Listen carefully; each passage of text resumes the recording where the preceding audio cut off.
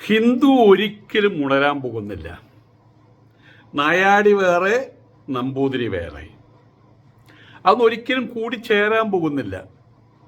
ഇപ്പോൾ RSSന്റെ മുഖപത്രം പാഞ്ചജന്യം അവർ പറഞ്ഞിരിക്കുകയാണ്, ജാതി വ്യവസ്ഥ ഹിന്ദുമതത്തിനൊരു അലങ്കാരമാണെന്ന്. ഇന്ത്യയെ ഒരുമിപ്പിക്കുന്നത്, ഭാരതത്തെ ഒരുമിപ്പിക്കുന്നത് ജാതി വ്യവസ്ഥയാണെന്ന്. ഞാൻ ഒരുപാട് ചിന്തിച്ചു ഇതിനെക്കുറിച്ച്, ഒരുപാട് പേരോട് ചോദിച്ചു. ആർക്കും ഒരു എത്തും പിടിയും കിട്ടുന്നില്ല. ഇന്ത്യയെ ഒരുമിപ്പിക്കുന്നത്, ഹിന്ദുമതത്തെ ഒരുമിപ്പിക്കുന്നത് ജാതി വ്യവസ്ഥയാണെന്ന്.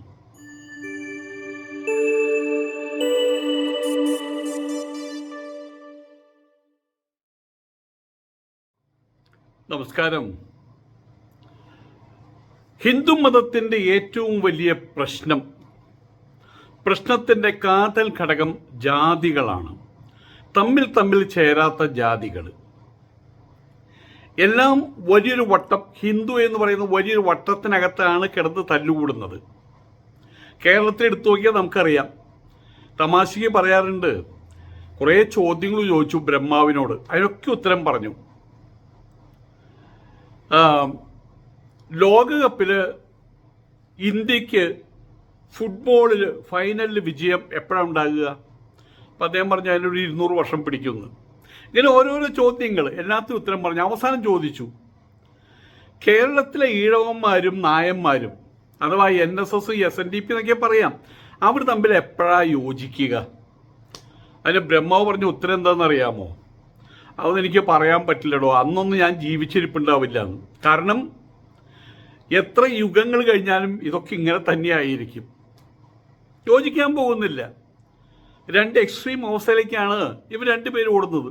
ഇഴവനെ നായർക്കും കണ്ടുകൂടാ, നായർക്ക് ഇഴവനെയും കണ്ടുകൂടാ. ഇപ്പൊ പറയുന്നത്, ചില പ്രശ്നങ്ങൾ വരുന്ന സമയത്ത് ഞങ്ങളുടെ ഒരു ബന്ധുവാണ്. ബന്ധു പറയുമ്പോൾ എൻ്റെ അച്ഛൻ്റെ അമ്മയുടെ അനിയത്തിയുടെ മകള്. അപ്പോൾ അവൾ ചെറുതായിട്ടൊരു കോങ്കണ്ണുണ്ട്. വലിയ ഇങ്ങനെയൊന്നുമല്ല കേട്ടോ, ചെറുതായിട്ട് അങ്ങോട്ട് നോക്കുന്ന സമയത്തൊരു കോങ്കണ്ണ്. അപ്പം അതിനെ അന്നൊന്നും ഇതൊന്നും കണ്ണൊന്നും അങ്ങനെ മാറ്റി വെക്കാനോ സ്ഥലം അതൊന്നും പറ്റില്ലല്ലോ. അപ്പം അതിനെ എല്ലാവരും പറയും അവളുടെ ആ കണ്ണിനൊരു മനോഹാരിത വേറെയാണെന്ന്. അങ്ങനെ അതിനെ സമാധാനിപ്പിക്കും. ഇന്ത്യയിലെ ജാതി വ്യവസ്ഥ തൊടാൻ പാടില്ല, തീണ്ടാൻ പാടില്ല, കൺവെട്ടത്ത് കണ്ടുകൂടാ, ഇതൊക്കെയാണ് ഇവിടെ നടക്കുന്നത്, ഇപ്പോഴും നടക്കുന്നത്. ഇപ്പം കേരളത്തിലെ അമ്പലങ്ങളിൽ ഒരു നായരെ പൂജയ്ക്ക് വയ്ക്കുമോ, ഒരു ഈഴവനെ പൂജയ്ക്ക് വയ്ക്കുമോ, ഒരുപോലെ അതൊന്നും ആലോചിക്കാൻ വയ്യ. അപ്പം ഇപ്പോഴും ആ മാറ്റി നിർത്തൽ പരിപാടിയുണ്ട്. ഡിസ്ക്രിമിനേഷൻ വളരെ വലിയ തോതിലുണ്ട്. അത് ഒരിക്കൽ പോലും ഇല്ലാതാക്കാൻ പറ്റില്ല. വേദത്തിലൊരു ചൊല്ലുണ്ട്, അതിൻ്റെ സംസ്കൃത വെർഷൻ എനിക്കറിയില്ല, വേവാത്തരി വേവാത്ത പോലെയെന്ന്. അതിന് പറയുന്നത് അരി തണ്ടുലെന്നോ മറ്റോ പറയും, എനിക്ക് ഓർക്കില്ല ഞാൻ എൻ്റെ. അപ്പം ഒരു അമ്മ അരി വേവിക്കുകയാണ്. വേവിച്ച് അരി വേവുന്നില്ല. അപ്പോൾ അവസാനം അമ്മ പറയണം മക്കളോട്, വേവാത്തരി വേവാത്ത പോലെ, എന്നുവെച്ചാൽ അതുപോലെ തിന്നോളാൻ, വേറെ മാർഗവുമില്ല. അത് ടേസ്റ്റ് നോക്കി തിന്നണ്ട, വിശപ്പ് മാറാൻ വേണ്ടി അവിടെ വിഴുങ്ങിക്കൊള്ളാൻ പറഞ്ഞു. ഇതുപോലെയാണ് ജാതി വ്യവസ്ഥ മാറൂല. അത് RSS മനസ്സിലാക്കി. ഇപ്പോൾ അവരെന്താ പറയണതെന്ന് അറിയാമോ? അതങ്ങോട്ട് വിഴുങ്ങിക്കൊള്ളാൻ, അതില്ലാതാക്കാൻ പറ്റില്ല. അപ്പം അതങ്ങോട്ട് വിഴുങ്ങുക. അതിലേറ്റവും വലിയ രസം, ക്രിസ്ത്യൻ മിഷണറിമാർ നവോത്ഥാനത്തിൻ്റെ പേരിൽ ജാതികളെ ഇല്ലാതാക്കാൻ ശ്രമിച്ചു. എന്താണ് ഇതിനൊക്കെ പറയാ? ഇതിന് എന്തർത്ഥം? ജാതികൾ ഇല്ലാതാകുകയല്ലേ വേണ്ടത്? അപ്പോൾ ഇവിടെ പറഞ്ഞ മിഷണറിമാർ, ക്രിസ്ത്യൻ മിഷണറിമാർ അവരുടെ നവോത്ഥാനത്തിൻ്റെ പേരിൽ നമ്മുടെ മഹത്തായിട്ടുള്ള പെരുമയാർന്ന അന്തസ്സാർന്ന ഹിന്ദുമതത്തിലെ ജാതി വ്യവസ്ഥയെ ഇല്ലാതാക്കാൻ ശ്രമിച്ചു. നമ്മൾ ഒരിക്കലും അതിന് കൂട്ടു നിൽക്കാൻ പാടില്ല എന്നാണ് പറയുന്നത്. ബ്രാഹ്മണ, ക്ഷത്രിയ, വൈശ്യ, ശൂദ്രൻ മുഖ്യജീവിതധാരയിൽ നിന്ന് അകറ്റി നിർത്തപ്പെടേണ്ടവൻ, വേദബാഹ്യൻ, ചണ്ടാളൻ, ഇതൊക്കെയാണ് അതിൻ്റെ ശരി എന്നാ പറയുന്നത്. ഇപ്പോൾ നായാടി വേറെ, നമ്പൂരി വേറെ. എന്താ വെള്ളാപ്പള്ളി വല്ലതും പറയാണ്ടോ? നിങ്ങളെ അങ്ങ് മുതൽ ഇങ്ങ് വരെ, നായാടി മുതൽ നമ്പൂരി വരെ, അതിന് കുറേ ആൾക്കാർ എതിരിട്ടു. നമ്പൂതിരി മുതൽ നായാടി വരെ നോക്കിയെന്നല്ലേ ശരി. അവിടെ എപ്പോഴും പ്രശ്നം അവസാനിക്കുന്നില്ല. ഇപ്പം അദ്ദേഹം RSSൻ്റെയും BJPയുടെയും ആളായിട്ട് നടക്കുകയാണല്ലോ വെള്ളാപ്പള്ളി. അവർക്ക് ഇതിനെക്കുറിച്ച് സംസാരിക്കണം. ജാതി വ്യവസ്ഥയെ പിന്തുണച്ചുകൊണ്ട് RSS ഇന്ത്യയെ ഒരുമിപ്പിക്കുന്നത് ജാതി വ്യവസ്ഥയാണെന്നാണ് RSSൻ്റെ വാദം. ശങ്കരാചാര്യര് പോലും ഒരിക്കൽ ശങ്കരാചാര്യരും ശിഷ്യന്മാരും വഴി കൂടെ നടക്കുകയാണ് കാശിയിൽ. അപ്പം ജാതിയിൽ താഴ്ന്നത് എന്ന് പറയുന്ന ചണ്ടാളനായിട്ട് ഒരാൾ 4 പട്ടികളെയും കൊണ്ടുവരിക. അപ്പം ശങ്കരാചാര്യൻ്റെ ഉള്ളിൽ മനുഷ്യനായിട്ട് പറഞ്ഞാണല്ലോ, കുറച്ച് അജ്ഞാനം ഉണ്ടാവുമല്ലോ. അദ്ദേഹം പറഞ്ഞു ആ വഴി മാറുക എന്ന് പറഞ്ഞു.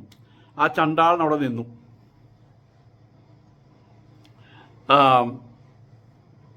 എന്താ പറഞ്ഞേ? വഴി മാറാൻ. ആരാ വഴി മാറേണ്ടത്? ആര് ചോദിച്ചതാണ് ആരാ വഴി മാറേണ്ടത്? ഈ ശരീരമാണ് വഴി മാറേണ്ടതെങ്കിൽ അങ്ങയുടെ ശരീരവും എൻ്റെ ശരീരമൊക്കെ പഞ്ചഭൂതങ്ങളാൽ നിർമ്മിതമാണ്. പഞ്ചഭൂത ഗ്രാമമാണ്, മണ്ണാണ്. ശങ്കരാചാര്യരെ ആബേലച്ചൻ എഴുതി കേട്ടിട്ടുണ്ടോ? മനുഷ്യ നീ മണ്ണാകുന്നു. അതെ. അപ്പൊ ശരീരം മാറേണ്ട ആവശ്യമില്ല.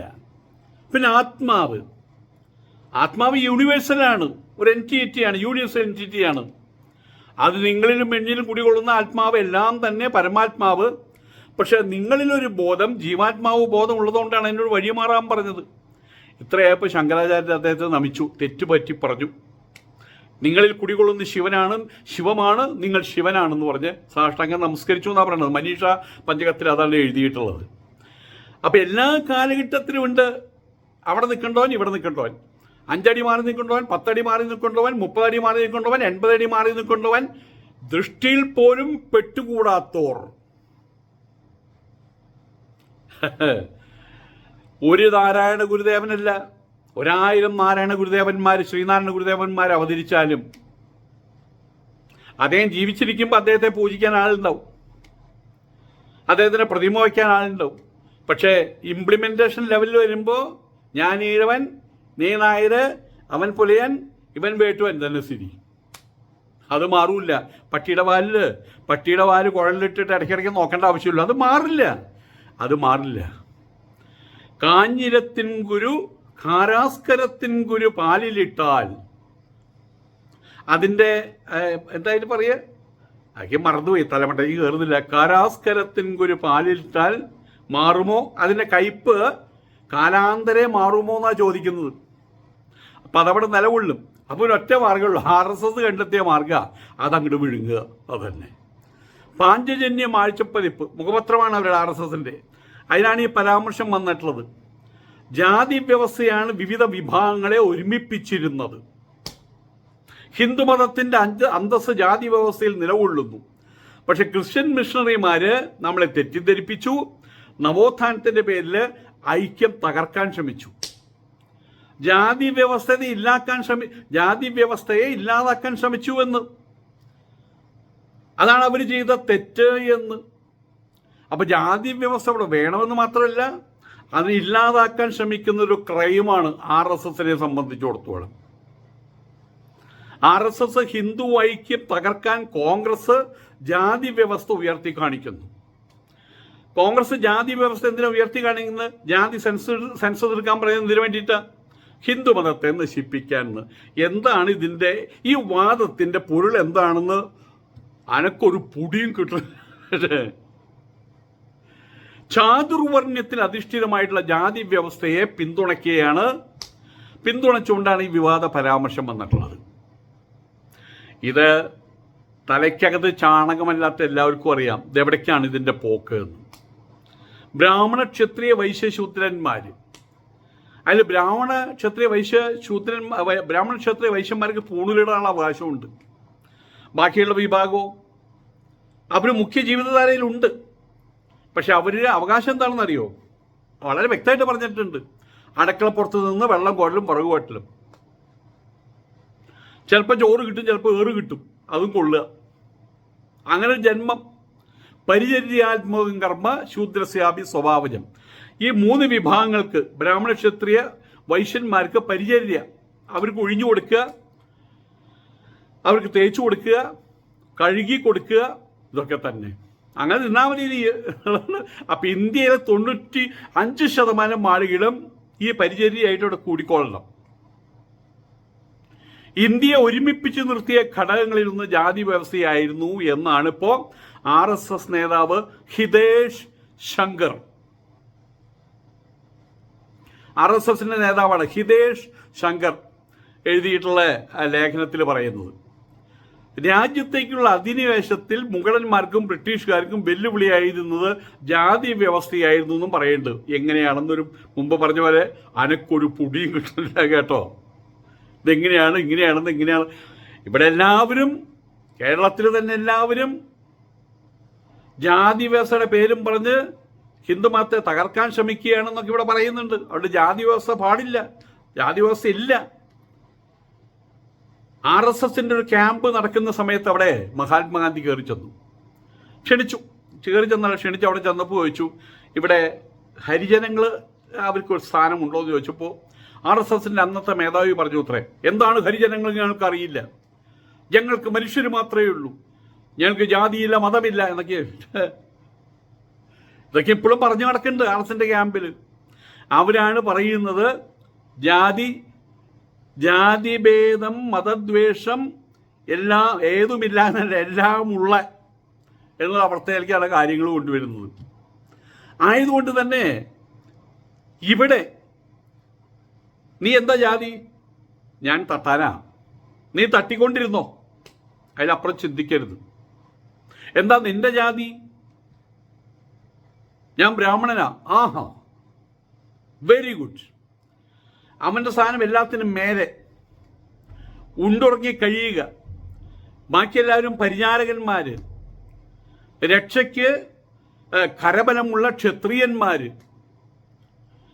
കുംഭ നിറയ്ക്കാൻ വേണ്ടിയുള്ള സാധനങ്ങൾ കൊണ്ടു കൊടുക്കാനുള്ള വൈശ്യന്മാർ, കൃഷി ഗൗരക്ഷ വാണിജ്യം എന്നിത്യാദി കാര്യങ്ങൾ.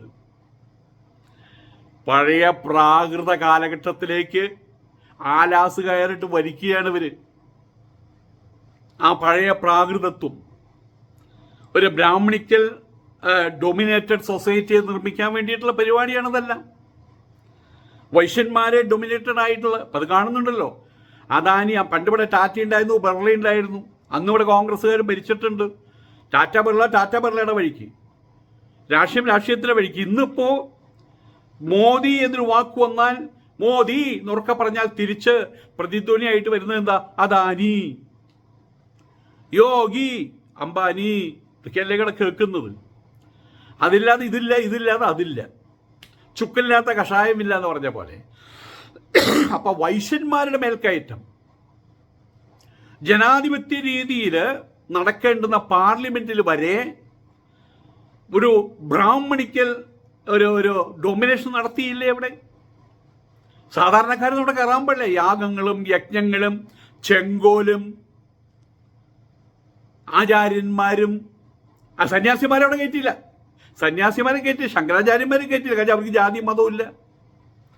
അവരെ സംബന്ധിച്ചിടത്തോളം ജാതി നീതി കുല ഗോത്രദൂരകം നാമരൂപ ഗുണദോഷവർജിതം, എന്തിനും ബ്രഹ്മതത്വത്തെ കാണുന്നു. ശുനകനിൽ ബ്രഹ്മതത്വത്തെ കാണുന്നു. ശ്വപാകേച്ച്, ആ ശുനകനെ ചുട്ടു തിന്നുന്ന ചണ്ടാളിലും ദൈവത്തെ കാണുന്നു. അതിനും കുടികൊള്ളുന്ന പരമാത്മാവാണെന്ന് തിരിച്ചറിയുന്ന സന്യാസികളുടെ കയറ്റിയില്ല. അപ്പൊ പദ്ധതികളൊക്കെ ഭംഗിയായിട്ട് നടന്നു വരുന്നുണ്ട്. ആരും ഇത് ശ്രദ്ധിക്കുന്നില്ല. ഇവിടെയുള്ള മറ്റുള്ള കക്ഷികൾക്ക് ഇതിനെക്കുറിച്ച് അറിയില്ല, എന്താ അവിടെ നടക്കണേന്ന്. അവർ അപ്പപ്പോൾ കാണുന്ന പ്രശ്നത്തിന്മേ കടിച്ചു പിടിച്ച് നടക്കുകയാണ് ഇപ്പോൾ എല്ലാവരും. അപ്പപ്പോൾ കാണുന്ന പ്രശ്നത്തിന്മേ. ഇവിടെ ഇപ്പോൾ കേരളത്തിൽ കമ്മ്യൂണിസ്റ്റ് മാർക്സിസ്റ്റ് പാർട്ടിക്കാർ പറയുന്നുണ്ട്, അമ്പലത്തിൽ RSS കയറി പറ്റുന്നത് സൂക്ഷിക്കണം. ഇവരുടെ പണ്ടേ പറഞ്ഞതാണ്, അമ്പലം വഴിയാണ് കാര്യങ്ങൾ നടക്കുന്നത്. RSSന്റെ മേൽക്കയറ്റം അമ്പലം വഴിയാണ്, ആധ്യാത്മിക കേന്ദ്രങ്ങൾ വഴിയാണ്, സൂക്ഷിക്കണം. ഇപ്പോഴവർക്ക് അവിടെ ഇവിടെ ഗുരു പൊട്ടി തുടങ്ങി. അപ്പം ആയതുകൊണ്ട് തന്നെ ഞങ്ങൾ ഹിന്ദുക്കൾക്ക് വേണ്ടിയിട്ട് ജീവിക്കുന്നവരാ. എൻ്റെ ഒരു അടുത്തൊരു സുഹൃത്തുണ്ട്, അദ്ദേഹം എന്നോട് പറഞ്ഞൊരു കാര്യം, RSS അല്ലെങ്കിൽ കോൺഗ്രസ് അങ്ങനെ എനിക്ക് പ്രത്യേകിച്ച് അങ്ങനെയൊന്നുമില്ല. പക്ഷേ നമുക്കൊരു പ്രശ്നം ഉണ്ടായാൽ ഓടി വരുന്ന RSS അല്ലേ? നമുക്ക് എന്താ പ്രശ്നം?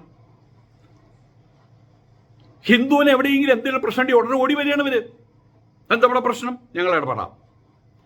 അവർക്കറിയാം 56-57% വരുന്ന ഹിന്ദുക്കളിൽ ഒരു ഭാഗത്തെ മാത്രം മാറ്റി നിർത്തിയാൽ മതി. അതാണ് ഇപ്പം ഇന്ത്യയിൽ മുഴുവൻ സംഭവിക്കുന്നത്. ഒരു ചെറിയ ശതമാനം വെച്ചുകൊണ്ടാണ് അവർ ഭരണത്തിൽ കയറുന്നത്. അപ്പം ഏതായാലും ഇവിടെ രസകരമായിട്ടുള്ള കുറച്ച് പോസ്റ്റുകളാണ് വന്നത്. അതായത് അതിൽ ഒരു പോസ്റ്റ് അത് കാണേണ്ട ഒരു കാര്യമാണ്. അതിലൊരു പോസ്റ്റ് പറഞ്ഞിരിക്കുകയാണ്, ബംഗ്ലാദേശ് മോഡല് ഇന്ത്യയിൽ ആവർത്തിക്കും, ഹിന്ദുക്കൾ ഒരുമിക്കണം, RSSന്റെ വനിതാ വിഭാഗം. അവരാണത് പറഞ്ഞിട്ടുള്ളത്.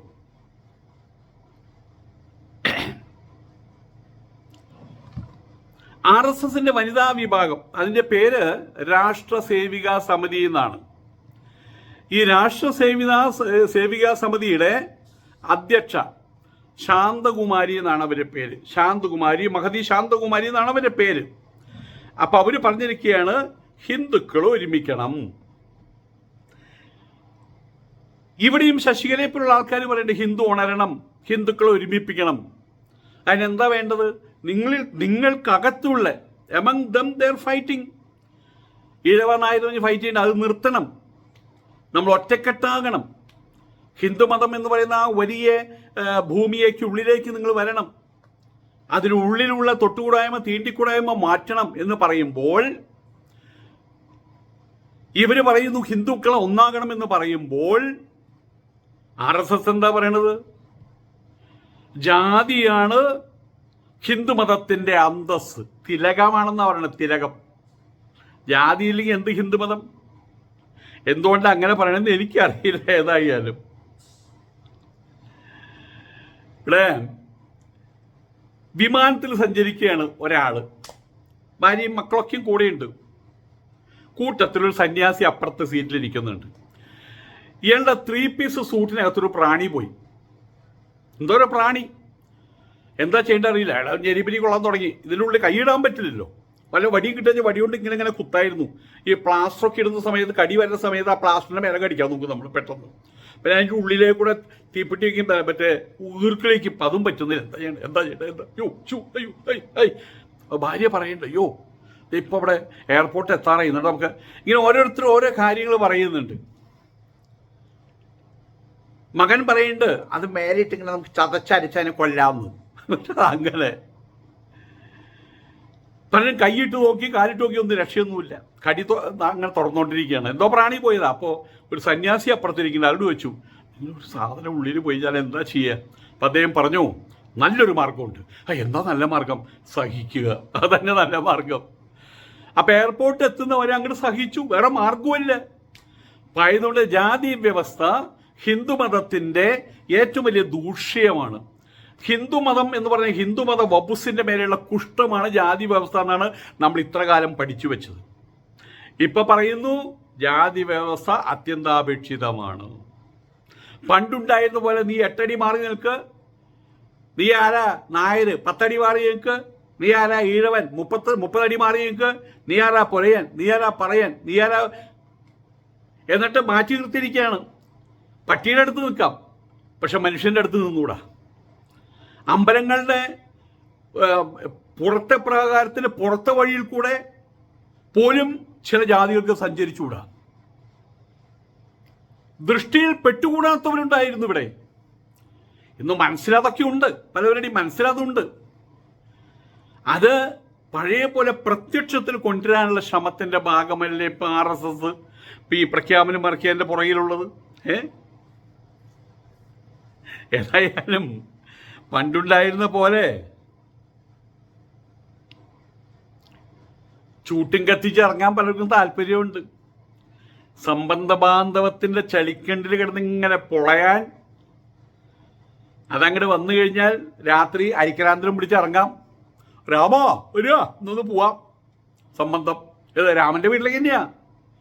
രാമൻ പുറത്ത് കാവല്, ഞാനൊക്കെ വലിയ കാവലില്ലല്ലോ. രാമന്റെ ഭാര്യയും രാമന്റെ മോളും രാമന്റെ വീട്ടിലെ വാഷളിയും അകത്ത്. രാമൻ പുറത്ത് കിണ്ടിയും വെള്ളമായിട്ട്. അവിടേക്കാണ് അവിടേക്ക് പോകാൻ ഇഷ്ടപ്പെടുന്നൊരു കൂട്ടം ആൾക്കാരുണ്ട്. അതിനു വേണ്ടിയിട്ടുള്ള ഒരു ബ്രാഹ്മണിക്കൽ ഡോമിനേഷൻ പ്രോഗ്രാം അതൊക്കെ തന്നെയാണ് കൊണ്ടുവരാൻ പോകുന്നത്. ഇത് പണ്ടേ പറഞ്ഞതാണ്. മനുസ്മൃതിയിൽ പറയുന്ന പോലെ, ഗീതയിൽ പറയുന്ന പോലെ എനിക്ക് വലിയ ശാസ്ത്ര വിശകലനമൊക്കെ നടത്തും.